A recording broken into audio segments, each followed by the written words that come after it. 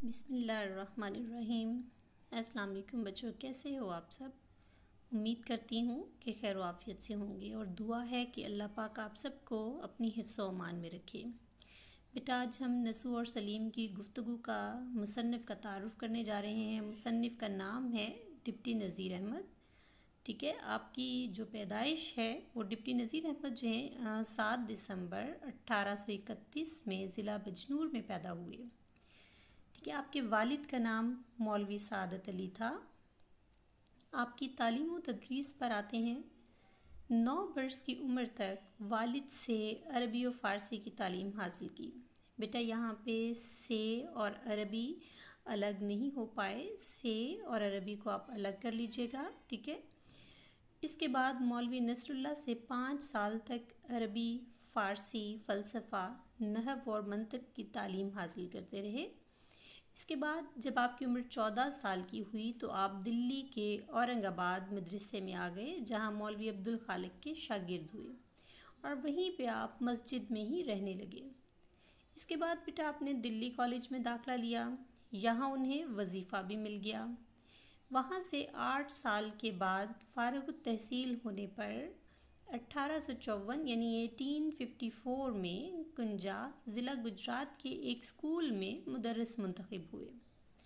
1856 में deputy inspector मदारिस बना दिए गए और उनका तबादला कानपुर में हो गया, मगर आप वहाँ पे ज़्यादा देर मुलाजमत ना कर सके और जल्द ही मुस्ताफ़ी हो गए, यानी आपने इस्तीफ़ा दे दिया।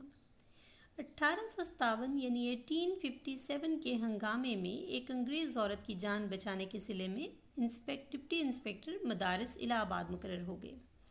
जब आपकी मुलाजमत पर आते हैं, 1861 में इंडियन पेनल कोड के तर्जुमे की वजह से पहले तहसीलदार और बाद में अफसर बंदोबस्त बने।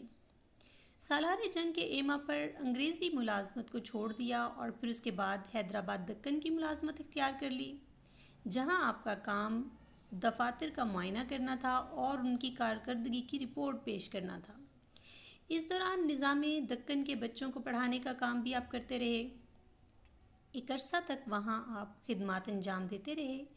इस दौरान तरक्की होती गई। फिर आप डिप्टी कलेक्टर के अहदे पर भी फाइज रहे। 1877 में बोर्ड ऑफ रेवेन्यू के मेंबर मुंतखब हुए। 1883 में यानी 1883 में मुलाजमत से रिटायर होकर दिल्ली आ गए और इसके बाद फिर आपने तसनीफ़ व तालीफ़ के कामों में का आगाज़ कर दिया और फिर बकिया तमाम ज़िंदगी वहीं पे गुजारी। बेटा, बच्चों के लिए जो लिखने का काम है आपका, उसके हवाले से अगर देखें तो जब आप जालून में थे तो आपको बच्चों के लिए कुछ किताबों की ज़रूरत महसूस हुई, मगर वो दस्तयाब ना हो सकी तो उन्होंने ख़ुद बच्चों के लिए किताबें लिखने का काम शुरू कर दिया। आपने मिरतुल अरूस और मुंतखबुल हकायात बच्चों के लिए लिखी हैं। अब इसके बाद बेटा हम आपके आते हैं नावल्स की तरफ। इस्लाही नावल, आपके नावल इस्लाही अंदाज के हामिल हैं क्योंकि उनसे उन्होंने कहानियों और नावलों के ज़रिए से मुसलमानों की इस्लाह का काम लिया। अगरचे डिप्टी नज़ीर अहमद की मकसद पसंदी ने नावल के फ़न को किसी हद तक मुतासिर किया है, लेकिन ये मकसदियत जो है ये इनके इसलूब बयान की लताफत और चाशनी को ख़त्म नहीं करती।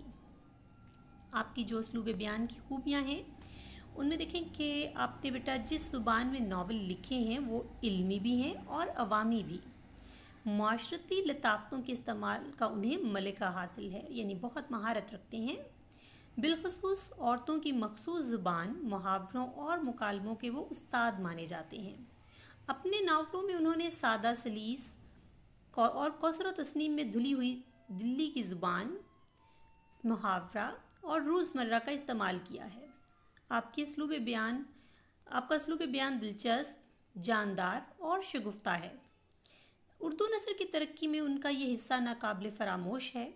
नाकदीन जो हैं बेटा उनके बारे में कुछ यूँ कहते हैं कि अगर ज़ुबान सीखना हो तो मौलवी नज़ीर अहमद के नावल पढ़ने चाहिए।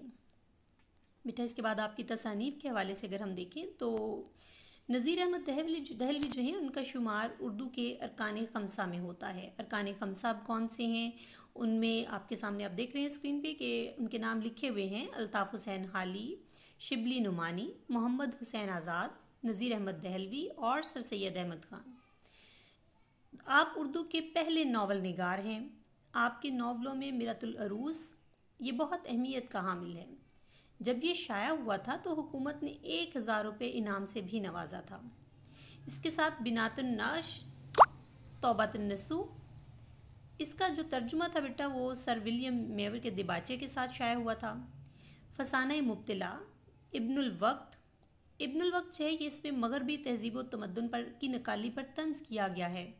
कुछ लोगों का ख्याल ये भी था कि इसमें सर सैयद अहमद ख़ान पर तंज किया गया है, लेकिन डिप्टी नज़ीर अहमद ने इस ख्याल की तरदीद की कि वो तो सर सैयद के तमाम नज़रियात और तसव्वुरात के कदरदान हैं।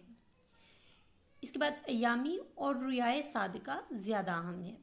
इसके अलावा आपने जो कुरान पाक का तर्जुमा किया तर्जुमातुल कुरान के नाम से, वो भी बहुत अहम है।